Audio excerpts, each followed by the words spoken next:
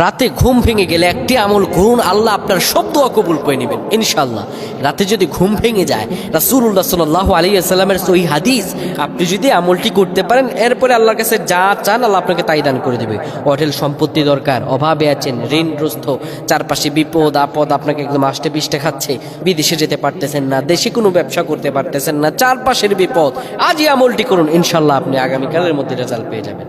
নবীজি বলেন, রাতে যদি ঘুম ভেঙে যায়, ওই ঘুম ভাঙা অবস্থায় যদি অজু থাকে আর অজু না থাকে, অর্থাৎ অজু করে ঘুম ভাঙার পর অজু করলেন কিংবা অজু না থাকে, শরীরে যদি না পাক থাকে কিংবা পাক থাকে, যেই কোনো অবস্থায় হোক, শরীরটাকে যদি নিজেকে যদি ডান কাত কিংবা আকাশের দিকে শুয়ে সেই সময় সে ব্যক্তি পড়ে লা ইলাহা ইল্লাল্লাহু ওয়াহদাহু লা শারীকা লাহু লাহুল মুলকু ওয়া লাহুল হামদ,